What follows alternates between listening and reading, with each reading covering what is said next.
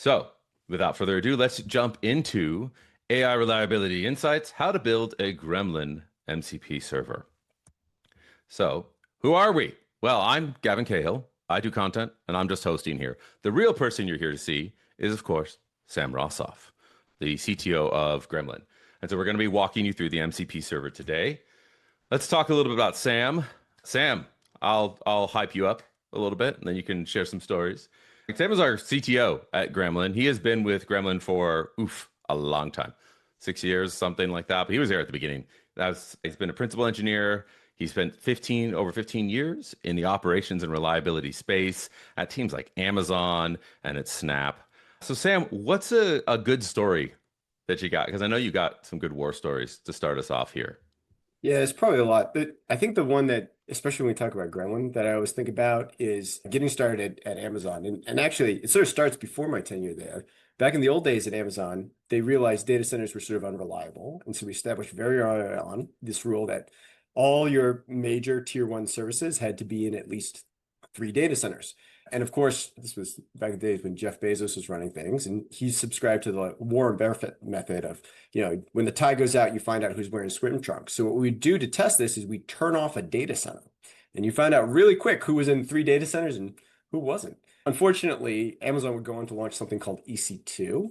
And while that's a great piece of technology, it turns out your customers don't like it when you turn off their VMs without warning them. It doesn't matter how many times you warn them this is going to happen. They really get upset about this.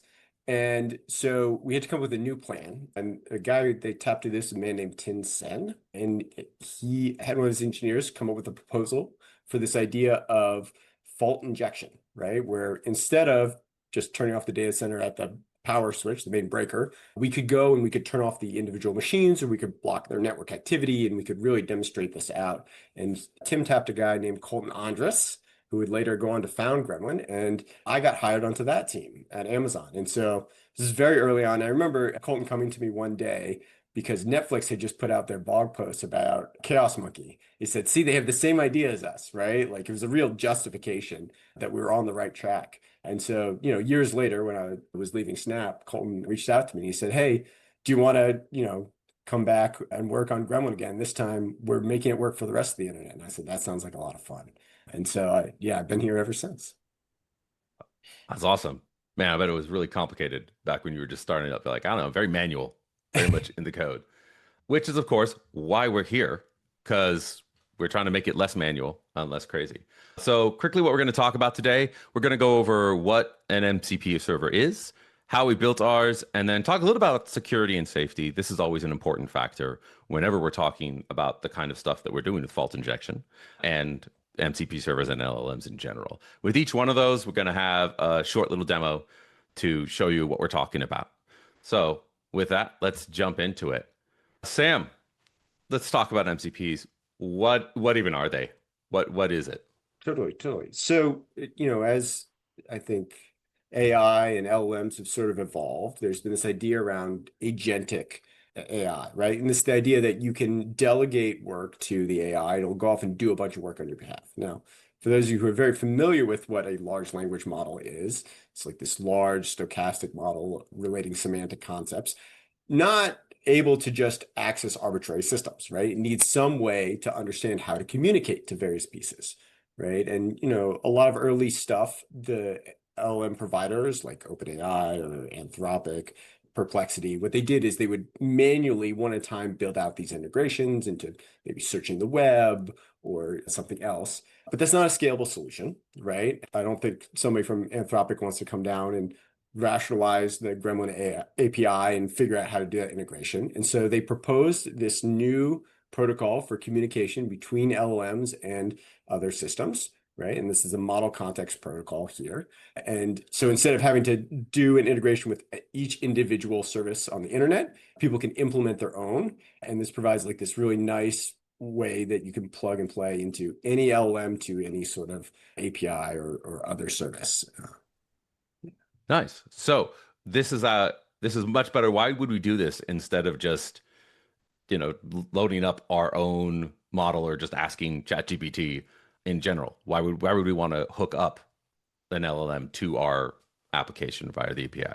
Totally. I mean, first of all, you're going to get very middling results, right? What you actually need is you need something that gives the additional context to the AI so that it knows to. You remember the way these models work under the covers is they're transferring across these stochastic graphs, right, to do the transform, right? And they need the relevant information, usually something semantic. Oftentimes these are trained very heavily around English, but other languages as well, but some sort of human understandable language so that you map to the same semantic context, right? And that's, I think, the key piece here, right? We need to be able to pass around the context. We need to be able to provide it usefully to the LLM so it knows which things to call, but not only that, where to take data from one call and plug it in as the input to the next call. And I think we'll see a little bit more about that later on. Yeah, that actually leads into the next slide of context. So we got the context. What does this allow us to do? Yeah. So for the MCP server that we've put out for Gremlin here, it allows you to query against Gremlin's APIs, and you can retrieve data very quickly to answer all sorts of questions or create reports or analyze and figure out various systems and how they work. And a big thing about what Gremlin provides is this idea of we do this reliability management on your behalf so we can find where the failing pieces are in your system or where the risks are in your system so you can track them down and over time, right? And what we've done with the MCP server is we've made it so that integrates into your other agentic flows or other uses of LMs or other tools that you might be integrated with, right? Obviously, you don't have to run just one server. In fact, I run about 4 or 5 at any given time, right? Hooked up to my LLMs. And you can use this and pass data to the LLM so it can make queries against different places and find out the various pieces. And so we have some sort of examples of the kind of data that you can query into this, and I'll show you some more as we go on. But you can ask the LLM questions about your information in Gremlin. It can fetch that information from the API and then answer the questions for you. And I think that's the real key feature that the MCP server is adding here. That's awesome. Well, you know what? I think we would love to see it in action. Yeah. So I'm going to let you share. Yeah, so I'm going to share my desktop here. And so I'm using Claude Desktop here to do my queries. And although this is not the only one you can integrate, in fact, any model that can support tooling, you can do. I think the other day I was getting DeepSeek R1 running locally on my GPU. But for the purpose of this demonstration, I'm going to use Anthropic, and I am using their hosted models here. These because these Claude Sonnet. So, and so what it's going to do under the covers is it's going to make the calls to the Gremlin APIs, it's going to fetch the information back out. Note, I called it an ARM service, and it figured out very quickly, meant reliability management. And you can see here are my services. In fact, you can see it's making all these requests, the data is coming back, and that's actually being translated by the MCP server under the covers. And if we take a look at the code, it's actually not that complicated, right? I have this idea of a list services tool and a description here that we have provided for the LLM so it understands what to do. And then some code, it fetches all my teams and looks at the service for each team and returns that data to the LLM so that it can create this nice report. And this is a little simplistic. I want to show you maybe a little more complex example here. So this is a query I ran previously. I don't want to run it live because it takes a long time to run, and I don't think you want to sit around and stare at my screen while the LM runs through. In fact, even to load it up takes a few seconds here. But I asked it to do an evaluation of my policies. I suspected I had a problem. I suspected that we'd screw up the scheduling somewhere. And I was noticing a bunch of expired policies, which means that we haven't run that RM test in a little while. And so we didn't know if the gap was there or not, right? Yeah, you have to keep running your test. Otherwise, any code change might expose you again to the same risk. And so I asked it to query against all my services and create this report for me. And you can see I had 9 services on these teams. And you notice actually 2 of them do look like they have a very high rate of expired tests. There's one that has a small rate that's probably tolerable, but 20% of my tests being expired, that's a good sign. We're not running all our tests here. And it actually noticed very quickly that these guys actually run on the same day, which is not unusual. Obviously, you can schedule multiple tests to run on the same day. But if your services are linked in some way, such that a test running on one service impacts the other, maybe makes it so it can't run tests, for example, that is going to cause you a problem. And that's what we've done. So I asked it to to, this is another query, go figure out all the days when all my stuff was running and create this little calendar for me. And it did. And you can see very quickly, the two that had the spike, they were both on Wednesday. We notice I'm running three on Tuesday, don't have a problem with those, right? So these are running independently of each other.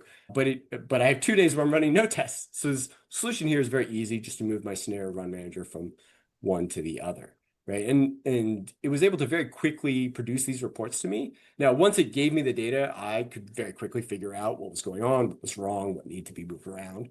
But for me to collect this data by hand, and I can make all the API requests myself. I'm very familiar with my own APIs. It would take a bunch of time, right? Whereas I type out this sentence here in English, I might point out, and the LM was able to figure out and do that all on my behalf.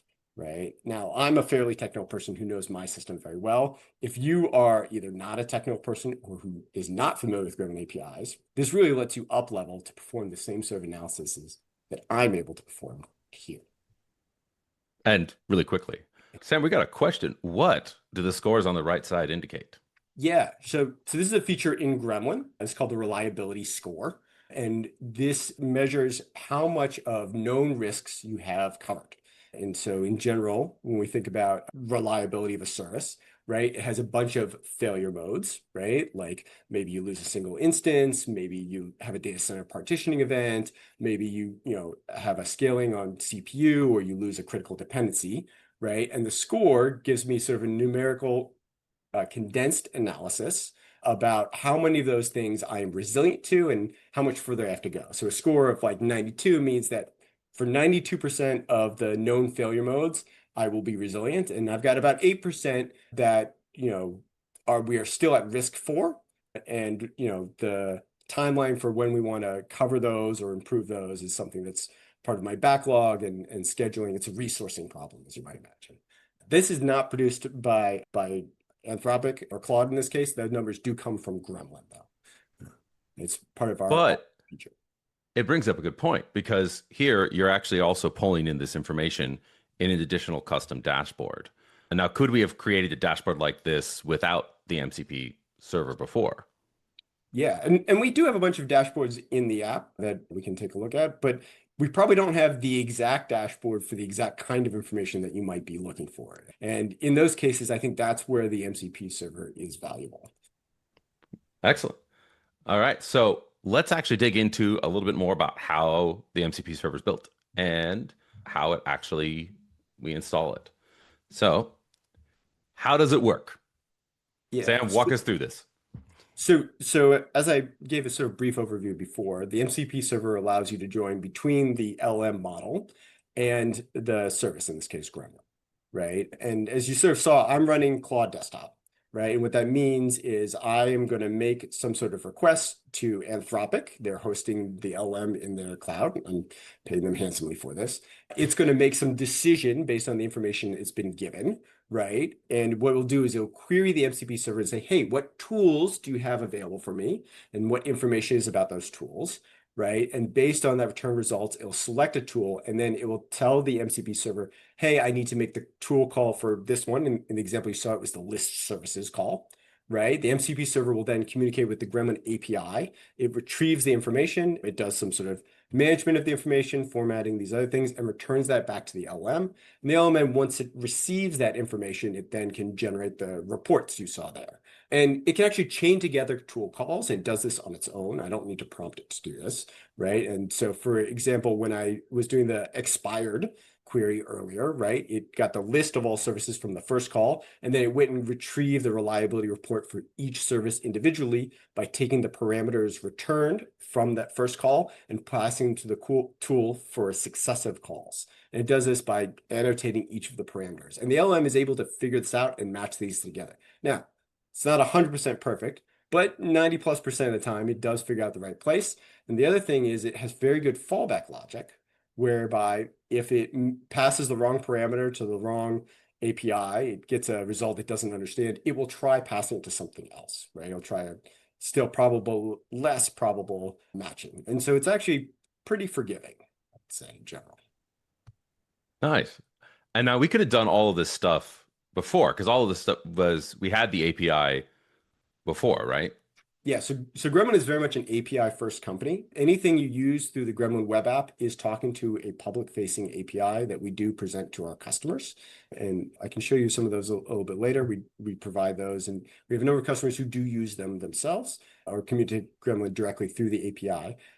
And I think part of that means that all the functionality is very accessible. And the things certainly makes it easy to build this MCP server. But if you want to extend it or add additional functionality, that's also possible too. Excellent. So let's look at how you actually install this. This goes back to you. Yeah. So we provide, this is a GitHub repo where you can download the server from, and it provides installation instructions here. And I've gone ahead and I've checked it out already, so we don't have to wait for Git to SSH a bunch of files across. And then build command, we're using make, and this is going to use npm to actually compile this. The server is written in TypeScript, right? And once that is set up, we can then, in my case, I'm using Claude desktop, so I have to set up the configuration with my API token in one. And we have examples right here. And I'm using Vim. I apologize to Emacs users. I will not be showing an Emacs solution today, but I'm confident you can figure it out. And this is all containerized running on Kubernetes, right? It is not containerized running Kubernetes. This is Oh, it's not. laptop. That's, yeah, correct. The important piece here is you will need your API key. And so all the queries being made are being made on my behalf. This is the Gremlin web app, which we mentioned earlier. You can go down to your user settings, and under the user settings, there are API keys, right? And I'm going to create a new key here because this is being recorded, and I'm going to revoke it right after this. Or great. And then I can copy this API key, and I can paste it into here. And this is all the configuration that you need. And now it's live working. And because I just showed everyone this key, I am going to revoke it now. I do have a second key that I am using for the demos today, but this is what you would do. And you can always copy the keys directly out of here right into your clipboard. But once you have that, you are up and running, and you can start making the queries to Claude. If you are setting up like I am for Claude Desktop, I will remind you, you do need to restart Claude Desktop every time you make a change here. That is constrained with Claude Desktop. If you're using like Claude Code or Cursor, they do more complex things. You also notice the default installation, for those of you who understand MCP really well, uses standard IO as the communication boundary. So that means Claude Desktop is running npm against the compiled JavaScript. I use the word compiled loosely here because it's more accurate. You can, of course, run this server locally yourself, so you do not need to restart. It can speak over HTTPS if that's what you want. In fact, you can even run it remotely if you want to have a single server where multiple people inside your organization can query it. And then we can run queries like, hey, how many teams in Gremlin do I have this? And I even misspelled access here. It's good, but you'll notice Claude was still able to figure out what it is. And you can see all of my testing teams and whatnot here. Cool. Fantastic. And so, like you said, you deployed this locally and it can be deployed remotely. And so basically all they need is a server to put this on somewhere. I'm running this off my laptop. You don't even need a server somewhere, right? You can run this directly off your local machine. And one of the advantages of this approach is it allows you to really control and constrain what it has access to, right? If I can run models off my machine as well, it's going to eat up enough CPU that I won't be able to transmit video for this webinar, so I'm not going to do it today. But you can do it, and you can have total control over what it has access to. I don't have any concerns about running a DeepSeek model locally because I am in total control of what network access and what tools it can use and what information leaves my machine. Excellent. Now, that's great if you're just running it on your local machine just for you. But what about if you're running it in an organization and you want to do it at scale? You're going to have to worry about security. So what have we done? What actions have we done? How can people take this to their organization and be like, hey, this is secure, this is safe, it's going to work, it's worth it? Yeah.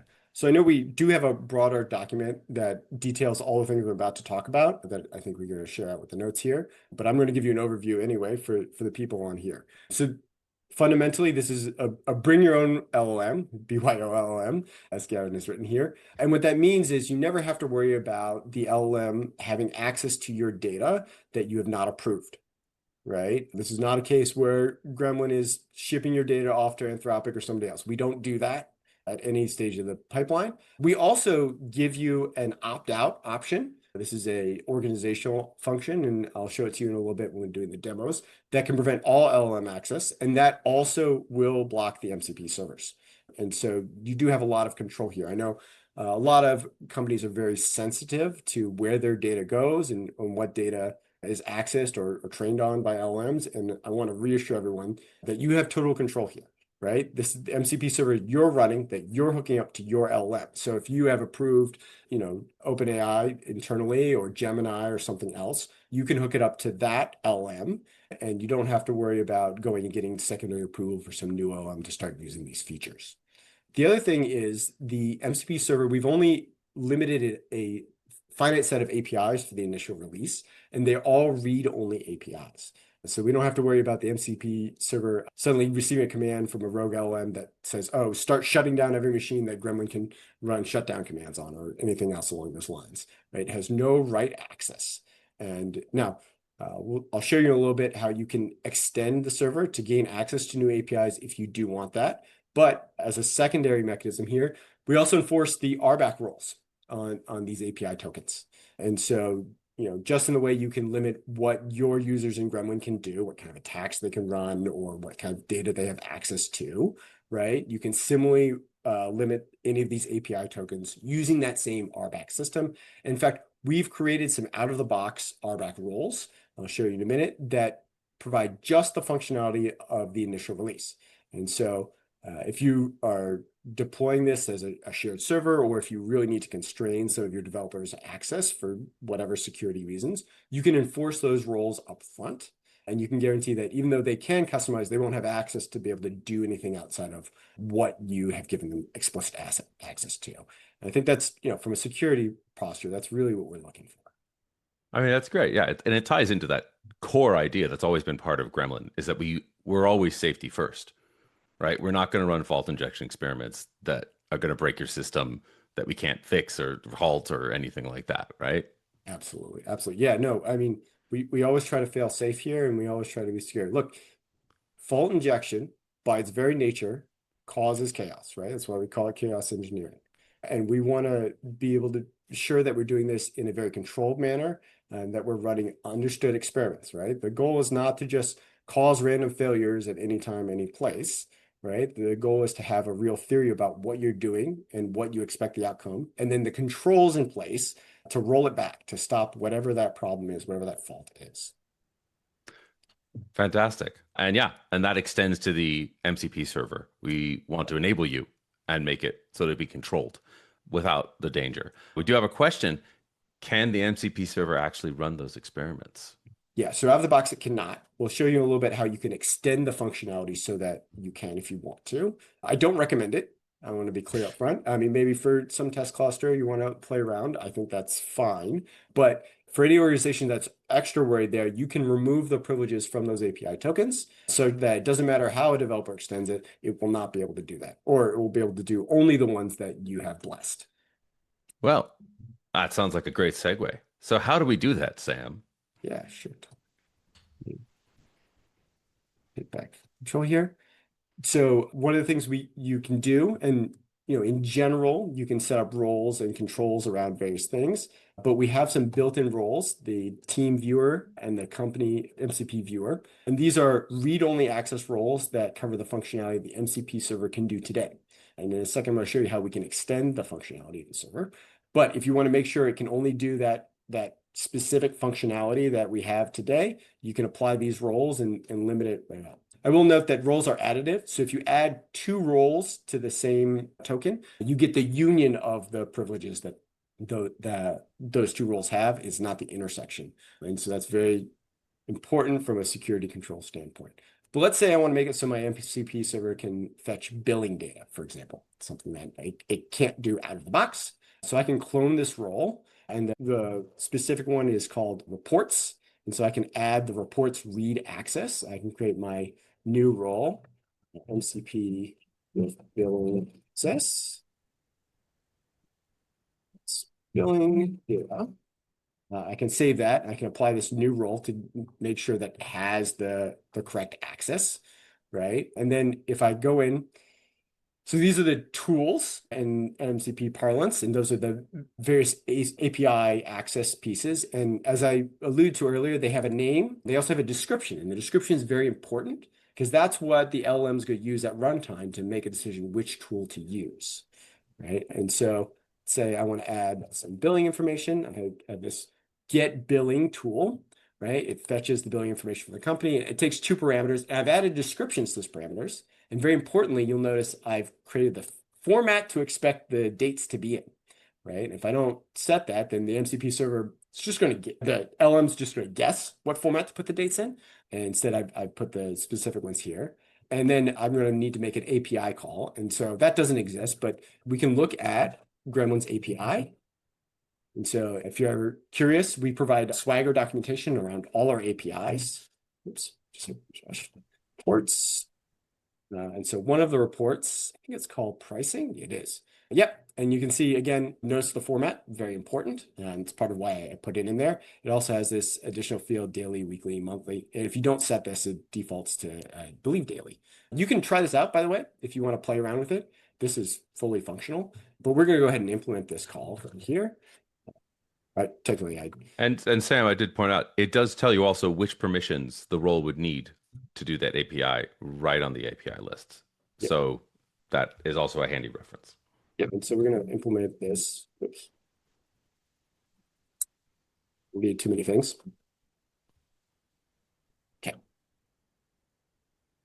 And so I'm going to implement that. And the final thing I need to do here, oops, I think I just check out my code again.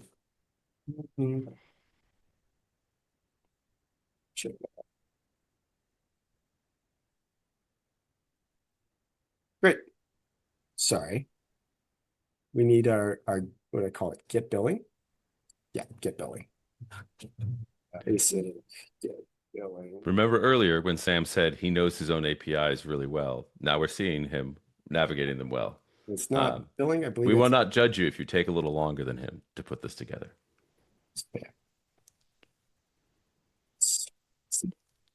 Like this. And it does have this daily tracking period. We'll leave that in there. And then the final piece is I'm going to add this to my list of registered tools. Create get billing tool. Go. Great. And then, as I mentioned, you do have to restart Claude desktop if that's what you're using. And obviously, if I was running a persistent server, that would not be a concern. I would not need to restart Claude desktop. I would just restart the server. But because I'm using IO and Claude desktop is in control of the process, I do have to start. Then I see billing usage. And we'll see if it's smart enough to figure out from the new tool I just gave it right there. Oh, it thinks I mean Claude billing.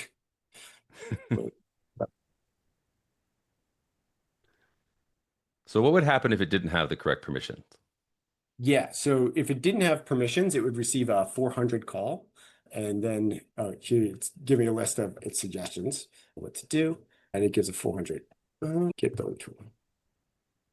And then you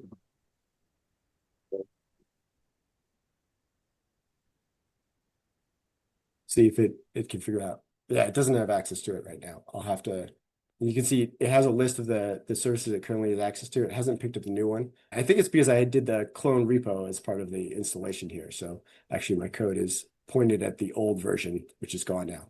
Unfortunate. I would have liked to be able to show that off, but It's very impressive, but for now. But it also shows you how you can control it and how if somebody's trying to do an API and they don't have the permission, it'll just shut it down. The other thing I want to show you is this allow LLM access right here. And so this will block all API access. We do cache this value, so it can take about 5 minutes to come in. This only blocks the API access for the MCP server. If you are accessing the API through some other mechanism, like the Python SDK, it will not block that access. Or if you write your own MCP server, it's entirely possible that won't get blocked as well. You're in control of your own API tokens in those cases. But this will block our MCP server And so you do have that extra layer of defense, and you will get 400s as if the MCP server has no permissions at all. Okay. Fantastic. So, one last little bit that I want to ask is, have we used it? Has it helped us? Yeah, so obviously you saw me do the queries I'd run earlier on the scheduling, and we'd been able to use that to identify problems, how we had set that up and fix them. And so we've been using it more and more, I would say. It's really good at producing interesting reports and be able to find data. Now, I will say it's not 100% accurate. And oftentimes, if it makes suggestions, I would take any suggestion it makes with a grain of salt, right? It may see something, called support API and decide that that means it's a non-critical service because it's only for internal support. And you may use the term support API actually for external support. And the LM is not smart enough to make that decision on its own, right? What it does a good job of is finding things for you to investigate, to follow up on, but I would be careful on taking any of the direct suggestions. Gremlin does provide a feature called reliability intelligence where we do make suggestions. Those do not go through LMs. That goes through a separate mechanism of classifiers that we've used to make those suggestions. And we spend a lot of time making sure that they're accurate and are not prone to the sort of hallucinations that sometimes LMs do have. So you can use the MCP server to explore your data.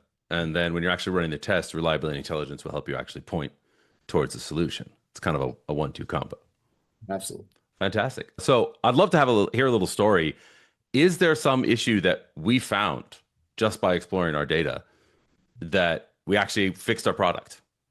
Yeah, we had one recently that cropped up that came in from some of our risks. We're obviously introducing new tests and experiments all the time. We had one around horizontal pod autoscalers. And what we noticed when we were doing analysis, when we did one of these analysis calls, is that a number of our critical services actually had this risk pop up on them.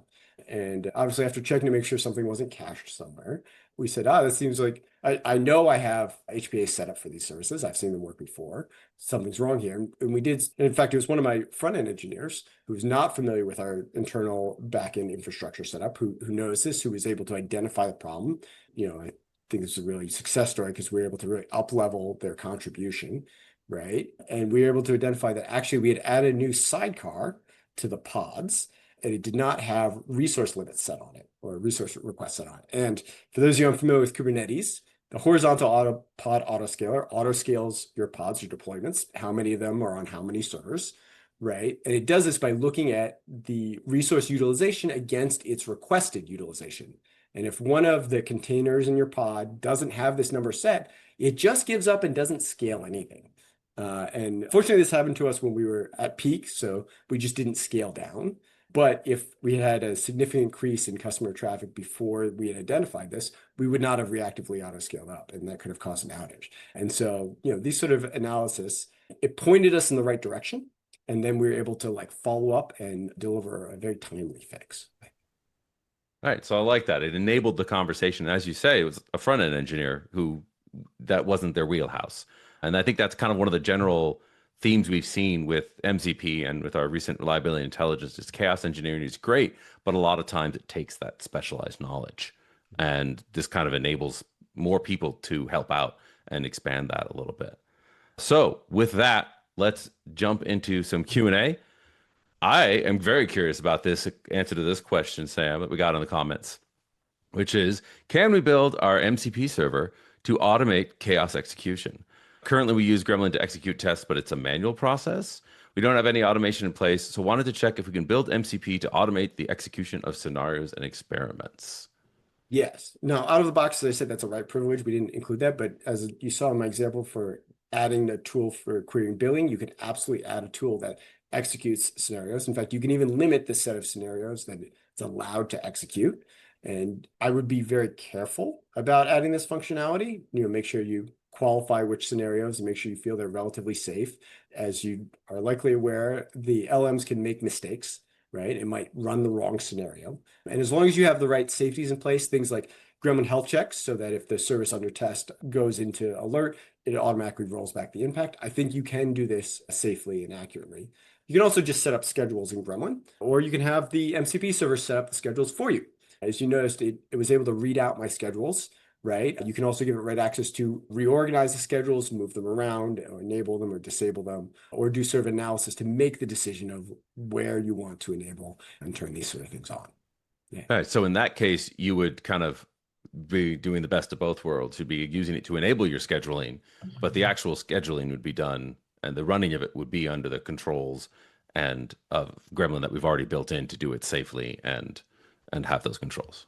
Yeah, absolutely. And, obviously, if you're working in some test environments, you might be willing to play a little faster and looser and just execute arbitrary experiments. I think that's fair. I would double check that you have the right controls in place to make sure it can't take down production. I think that's always how I would approach these problems. Excellent. Excellent. We have a question. What's a good place for a team to get started with an MCP server? Like if they walk away from this webinar, they go back to the team and they say, "Okay, I've installed it. Now what?" So what's the good next step? Yeah, so I mean, I think the first thing you're going to want to do is you want to have it do some sort of analysis of your current setup, right? Like what services you have installed, what pieces are missing or whatnot, or where you can improve. And then you can ask it to organize what's the timeline on all the things that it should follow up on. Now, it doesn't always get prioritization correct, but it will give you a list of all the things that you can do to improve your reliability. And I think that can be valuable. And then, someone who is familiar with the services can reprioritize that list in line with the sort of effort it will take, as well as like what the funding you have for those sort of projects. That's fantastic. So that's kind of a follow-up question. Is it reasonable to expect an MCP server to provide capabilities like hypothesis generation, analysis, or kind of suggestions for how you could improve the experiments or scenarios you have? So it can. I would say it's only as good as the model in this case. And, obviously you saw today I was using Claude Sonnet. If I wanted something like that, I would switch to Opus or, this using ChatGPT 5 thinking or these other sorts of things. Even then, though, there are limits, right? I want you to be very realistic about the limitation of LLMs as a technology, right? That said, Gremlin does have built-in features called reliability intelligence where we do provide things like hypothesis generation, analysis, and improvement suggestions. So those are features, they do exist today. And if you are set up using RM as a Gremlin customer, you can start leveraging them. And the MCP server actually will query these things. And so like when you ask it to, hey, pull my recent runs against this service and make suggestions to it, it can pull from those suggestions that Gremlin has already generated, and it can help you identify and prioritize them. So you could actually say, all of my recent tests pull all of the recommended remediations and the reliability intelligence and get just a complete list from multiple tests spanning multiple services even. You could just have the MCP server kind of put that together for you. Yeah, exactly. See, that's handy. And so, yes, we did get this. This was a great question that we also got in our internal enablement. Let's talk about the free versus paid LLM accounts. You said you pay Claude quite a bit of money. What's going to happen if you try it? Like, can you do this with just a free account? So you can. I would be cautious. A lot of the sort of like free tier for LLMs, first of all, they get a lot of access to your data and they can use it for trading, which may be important to you. But they also usually include relatively small token limits, right? And this is often the way in which these companies charge. And making a lot of queries to tools, especially tools that return a lot of information like ours does, can eat up those token limits very aggressively. And so I'm certainly paying Anthropic. I would recommend you either you're using a paid or if you have one deployed out for your company that has appropriate scaling in place, that you use one of those. But you absolutely can use free versions. I think you need to be realistic about what the costs are associated with them, though. Right. And that might also tie into the idea of you mentioned earlier as deploying it remotely so that multiple people can access it Yeah. at the same time. But would that be, if someone does that, would that be each one of them has their own LLM running on their machine that is accessing the MCP server, or would that kind of be So you or can you do can. anything? You certainly can do that if you want. I mean, it really depends on what your sort of like budget and constraints are and what your infrastructure you have set up. In general, I think the recommendation for most places is that you contract out to some sort of hosted provider, right? Like Anthropic, like AI, to run the actual LLM, and then you either run the server locally, or you have a shared server that you run in your own infrastructure for the MCP server. Perfect. All right. Let's see. I think we had a couple other questions. All right. So I think we are actually hit the limit of our questions. So thank you very much, Sam. If anybody else has a couple questions, we can definitely answer them. But otherwise, I hope you've enjoyed the demo. And like I said, we will be sending this out along with some follow-up information as to how to download and set up your own MCP server. But I'd like to thank everyone for attending. And Sam, thank you for showing us around today. Yeah, of course. Anytime. All right. Bye, everyone. Thank you.